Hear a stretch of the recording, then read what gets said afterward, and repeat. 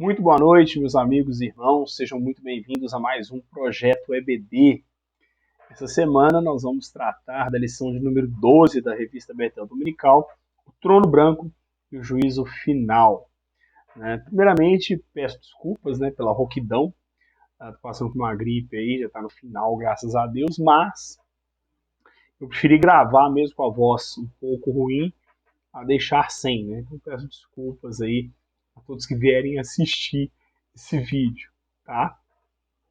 Então, sem mais delongas, vamos para a lição. Antes, se você gosta, não deixe de curtir, de se inscrever no canal, deixar aí o seu comentário, a sua dúvida, a sua sugestão, tá? Isso é sempre muito bom, seja no canal da igreja, seja no meu canal pessoal, é sempre muito bom, tá bom? Então, muito obrigado. Então vamos lá, o Trono Branco e o Juízo Final. O texto áureo, o texto base, está em Apocalipse, capítulo 20, versículo 11. Diz assim: E vi um grande trono branco, e o que estava sentado sobre ele, de cuja presença fugiu a terra e o céu, e não se achou lugar para eles. Apocalipse, capítulo 20, versículo 11.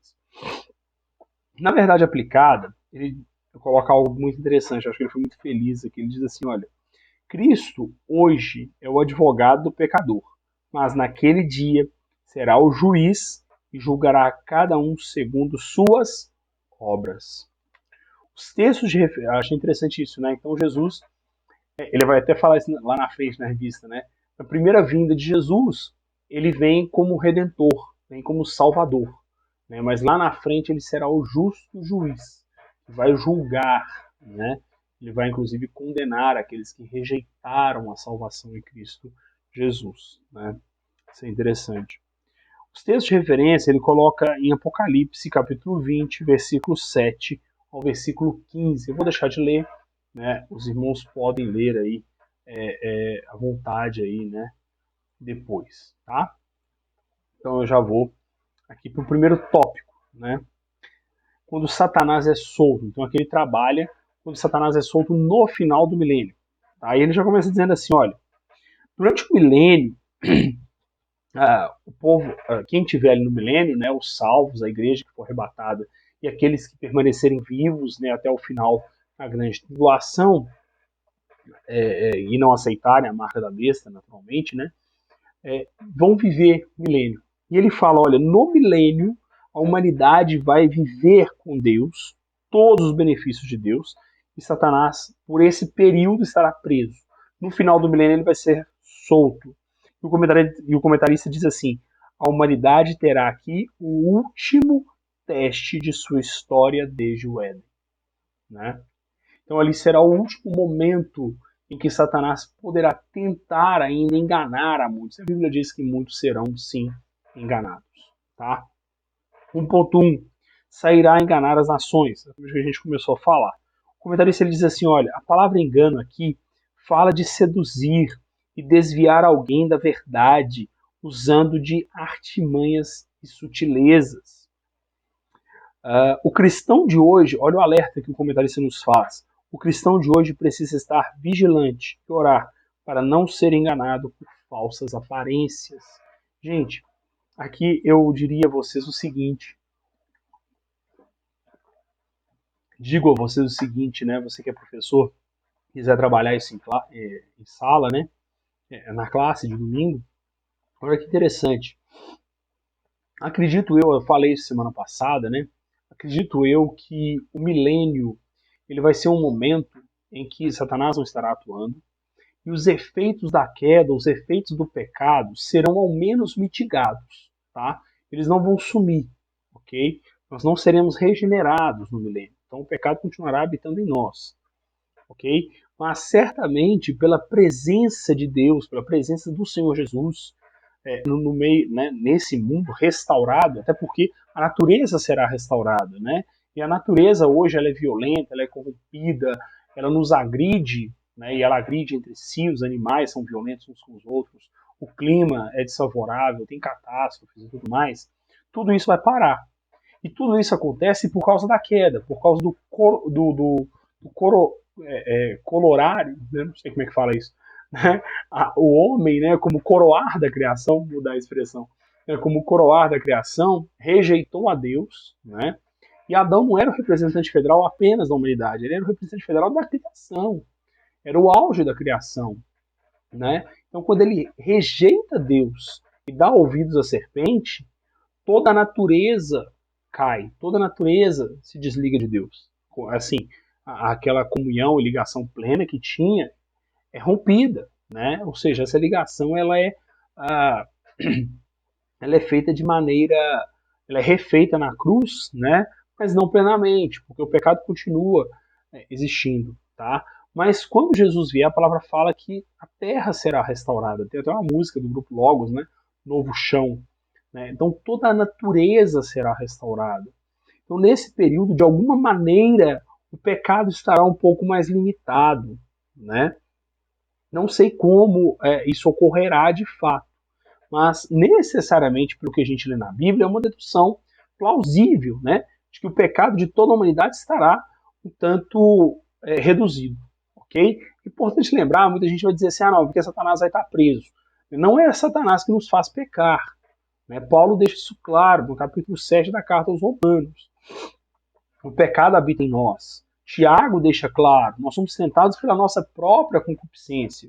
Né? O que Satanás faz, talvez, é usar essas sutilezas de engano para aguçar o que já está em nós. Ok? A gente não precisa de Satanás para pecar. Ok? Nós precisamos do Senhor para não pecar. Mas eu estou falando isso tudo aqui, eu quero chegar no seguinte: quando Satanás for solto, vai acontecer algo similar, né, com o que aconteceu no Éden. Então nós tínhamos a possibilidade de não pecar, e na grande tribulação, durante o milênio, nós teremos a possibilidade de não pecar, e ainda assim Satanás vai nos enganar. Né? Ainda assim Satanás vai nos enganar. Então algo semelhante. Tá? É a mesma coisa? Não. Não é a mesma coisa.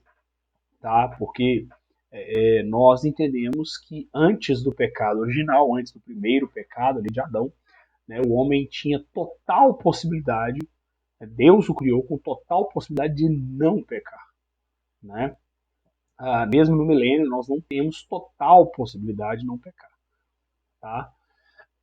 Então, assim, Satanás vai agir e enganar pessoas ainda não regeneradas. Ok? Perdão, ainda não transformadas. Né? Regeneradas talvez sejam, né? Mas serão enganadas. Ok? Muito bem. 1.2, Gog e Magog, a última rebelião. Aqui é uma sequência, gente. Aqui o comentarista coloca algumas coisas interessantes. Observe. Gog e Magog aqui não fala de um local, país ou região específica, mas sim de um exército enorme que vem de todos os lugares da Terra e se unem para atacar o governo de Cristo. O fracasso de Satanás começou com uma rebelião, e seu último ato será também uma rebelião, para atacar o trono de Cristo, mas ele será derrotado. Apocalipse 20, versículo 9, diz assim: E subiram sobre a largura da terra, e cercaram o arraial dos santos, e a cidade amada. Mas desceu fogo do céu, e os devorou. Eu até anotei aqui, né? Satanás ele começa com uma rebelião dos céus, ele cai, ele é expulso dos céus, ele engana o homem, ele passa toda a história da sua existência em rebeldia contra Deus, agindo de todas as formas para tentar a Deus, né, para afrontar a Deus. Né? Paulo fala isso aos Tessalonicenses, e todo o seu isso que o mistério do mal opera, e todas as suas ações é não a Deus, ou seja, contrário a Deus.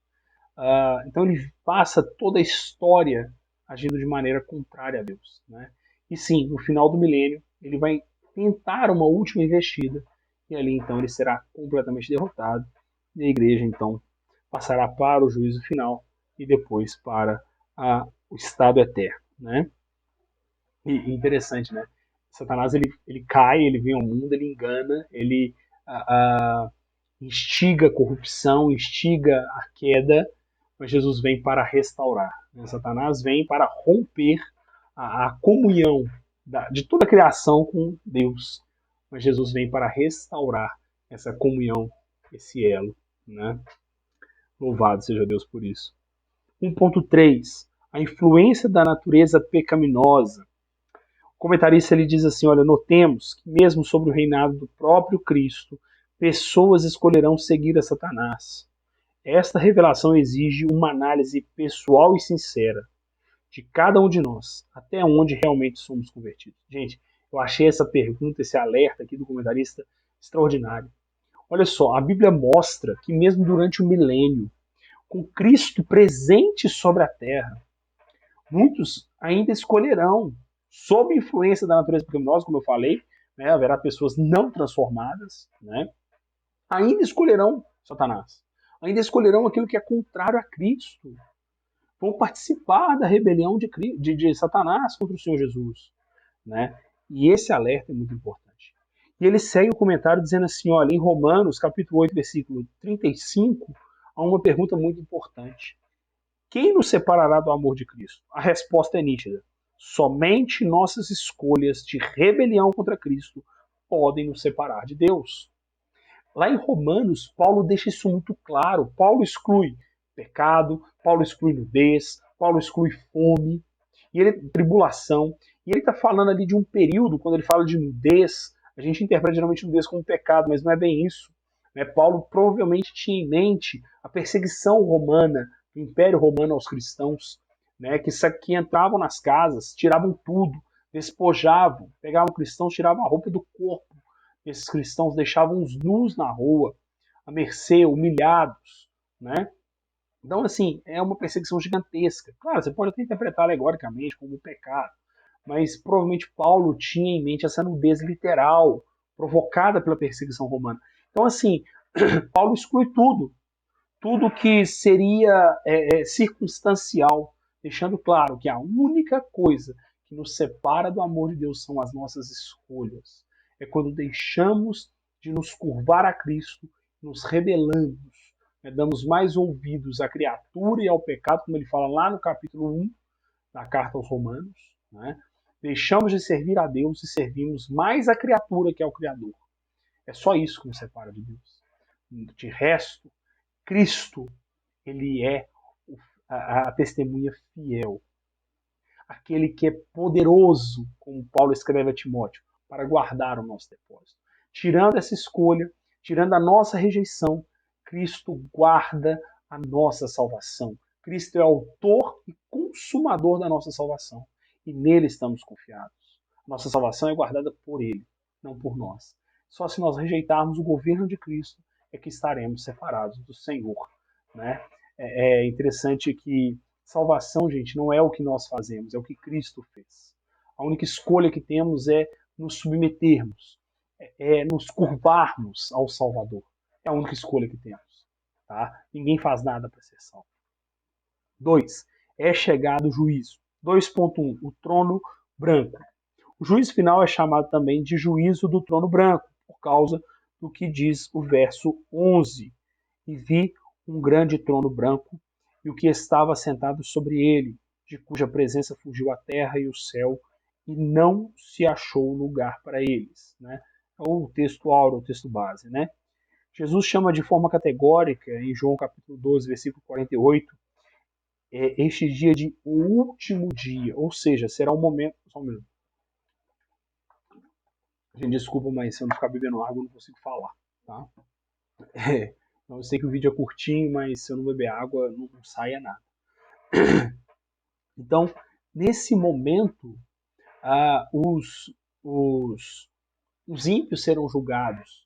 Né? Há esse trono branco, Jesus se assenta com toda a majestade, com toda a glória, né, ali, e ele então vai julgar todos pelas suas ações. Tá? Ninguém escapa desse juízo. 2.2. Os ímpios ressuscitarão e serão julgados. É o que eu comecei a dizer. Né? O comentarista vai dizer: todos aqueles que morreram sem Deus ressuscitarão no juízo final, ou juízo do trono branco, para prestar contas de seus pecados diante daquele que é santo. Ou seja, Jesus, o santo, o justo juiz, vai julgar diante dele. E aqui ele faz um alerta, gente. É literal o que vai acontecer.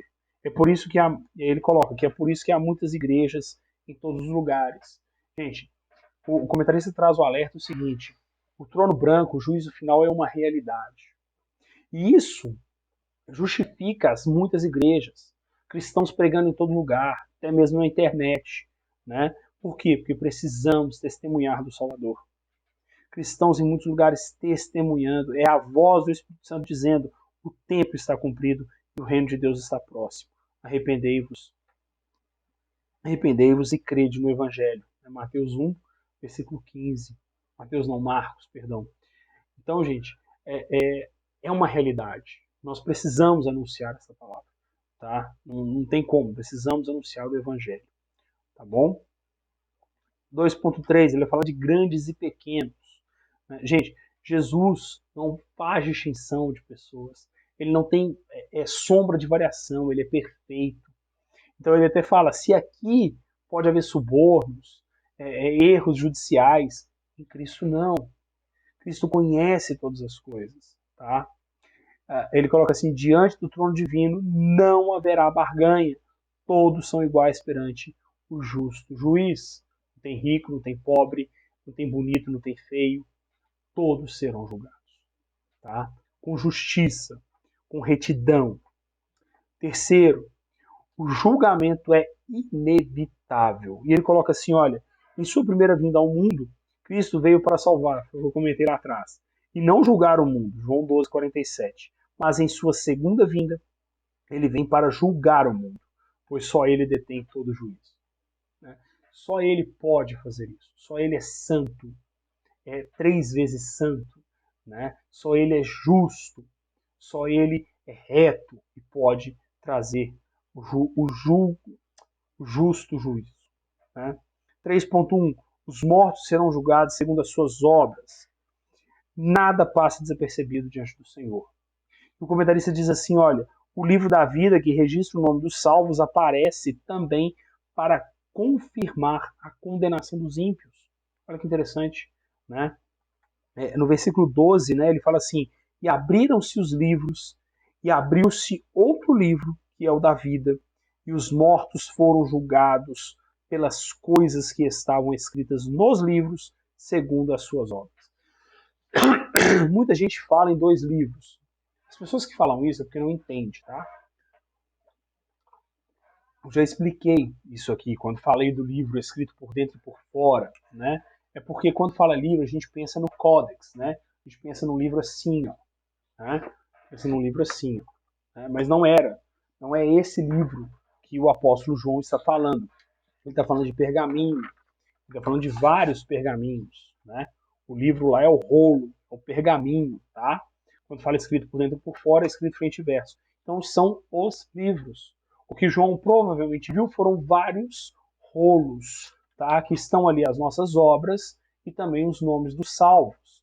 Tá? Então por isso que a Bíblia fala de abriram-se os livros. Então eu já ouvi ensino, inclusive com todo respeito, né, na minha antiga igreja, dizendo, porque terão 2 livros. Um livro escrito os nomes dos salvos e o outro escrito as obras daqueles que serão condenados. Provavelmente não é isso. Muito mais provável que o que João viu foram vários rolos, e ali estão os nomes dos salvos e os nomes daqueles que serão condenados com as suas obras. Tá? Então, provavelmente foi isso que João viu. A Bíblia não fala que são 2, a Bíblia fala livros. Né? Então provavelmente são rolos. E provavelmente bem mais que 2. Tá? Eu entendo que essa interpretação é a mais correta. Tá bom? 3.2. O julgamento será individual. Gente, cada pessoa é responsável pelos seus atos. Se a salvação é individual, obviamente o juízo também é individual. Tá? E ele termina esse tópico, o comentarista termina o tópico dizendo assim, olha, a palavra de Deus nos adverte hoje. E ele usa o texto que está em Romanos 8,13. Porque se viverdes segundo a carne, morrereis, mas se pelo Espírito mortificardes as obras do corpo, vivereis. Gente, aqui é Paulo, né, trabalhando o seguinte, olha, as obras da carne, né, que é a corrupção, é o pecado, né, tem escrito lá em Romanos, essas obras precisam ser mortificadas. A nossa inclinação carnal precisa ser mortificada. Tá? Não é que o corpo e a carne é ruim, não é isso. Mas nós somos corrompidos. E a expressão dessa corrupção é o nosso corpo físico. Não que a alma não esteja corrompida. Quando formos arrebatados, tudo será transformado, inclusive o nosso corpo físico. Tá? O Senhor não tem problema nenhum com a matéria. Ok? O Senhor não tem problema com a matéria. O Senhor tem problema com a criação, com a matéria corrompida. Ok? E ele vai transformar tudo. Tá bom? No arrebatamento, tudo vai ser transformado. Mas até lá, nós precisamos buscar a comunhão com o Espírito Santo para abandonarmos as obras da carne. Aqui, carne é pecado, não é o corpo em si, tá? É a pecaminosidade. Por fim, 3.3, a sentença será a segunda morte. Ele coloca assim, olha, a Bíblia não está falando de extinção aqui, mas de sofrimento eterno. Muita gente traz a interpretação que relativiza a eternidade do inferno. Tá? Então, assim, aqueles que forem julgados para a condenação vão para o inferno, vão passar, o estado eterno será o inferno. E o comentarista ainda coloca assim, ó, o alvo da revelação desta verdade tão dura, chocante e iminente é despertar a igreja para a sua tarefa suprema de ganhar almas para Cristo. E você, meu querido irmão, amigo que assistiu esse vídeo, não importa a sua percepção de missiologia, de evangelização. A pregação do evangelho é ordem para todos. Seja você calvinista, arminiano, seja lá o que for. Pregar o evangelho é obrigação nossa. Por amor a Cristo. Por amor a Deus. Tá? E de ser de minha testemunha. Ser de minhas testemunhas até os confins da terra. Tá? É urgente isso. A realidade da condenação é urgente. E esse alerta aqui ele é muito importante no seguinte sentido. Existem interpretações que entendem que o inferno não é eterno. Existem interpretações que afirmam que aqueles que forem condenados, na verdade, vai ser apenas uma extinção eterna, né? Ou seja, a pessoa deixa de existir. Ela não vai passar por um sofrimento. Né? Outros chegam ao absurdo de dizer, olha, aqueles que forem condenados ficarão no inferno por um longo tempo e se não se converterem serão extintos. Né? Ou seja, o inferno não vai ser uma condição eterna. Né? Cuidado, isso é uma interpretação perigosa, porque não tem base bíblica. Um argumento que é usado até por um doutor que eu particularmente respeito, apologista e tudo mais, filósofo que ele é, inclusive, ele diz o seguinte, olha, existem na Bíblia hipérboles, né? Quando diz que a cidade tal ardeu eternamente, é uma hipérbole. Né? Então a morte eterna é uma hipérbole. Não, gente. Sabe por quê? Primeiro, que aquela cidade arder eternamente está falando só naquele momento. Então você pode interpretar como uma hipérbole. Né? De fato, ela não ficou queimando eternamente. Mas o lago de fogo, enxofre, o pranto e ranger de dentes, o choro que nunca acaba, o fogo que nunca se apaga, ele é repetido tanto nos evangelhos quanto no Apocalipse. Ou seja, existem repetições. Então deixa de ser uma hipérbole e passa a ser uma doutrina. Deixa de ser uma figura de linguagem isolada e passa a ser um ensino doutrinário. Tá? Então é perigosa essa interpretação. Porque passa a ideia de que, não, bem, então eu não fui salvo, vou deixar de existir. Eu não fui viver eternamente com Deus, eu simplesmente vou deixar de existir. Não é bem assim. Tá? O que a Bíblia nos mostra é um estado eterno com Cristo e um estado eterno debaixo do juízo de Deus. Tá? É um outro ponto. Né? Na verdade, o inferno é um juízo de Deus para aqueles que rejeitam a sua salvação. J. Daunt Pentecost, né, um renomado teólogo, ele diz assim, com respeito à retribuição dos perdidos, é importante observar que o lago é um lugar, não é um estado. Alguns vão dizer que o inferno é um estado de inexistência. Né? Não dá para interpretar assim. Apesar de o conceito envolver um estado, claro, a pessoa que for lançada no inferno, ela está em um estado de rebelião com Deus, ela nunca se arrependeu desse estado. Né? Todos nós estamos em estado de pecaminosidade. Mas ela nunca se arrependeu disso, então ela não passou para o estado da regeneração. Né? Como o céu também é um lugar. Então o inferno é um lugar, assim como o céu é um lugar, o inferno também é um lugar. E não um mero estado mental.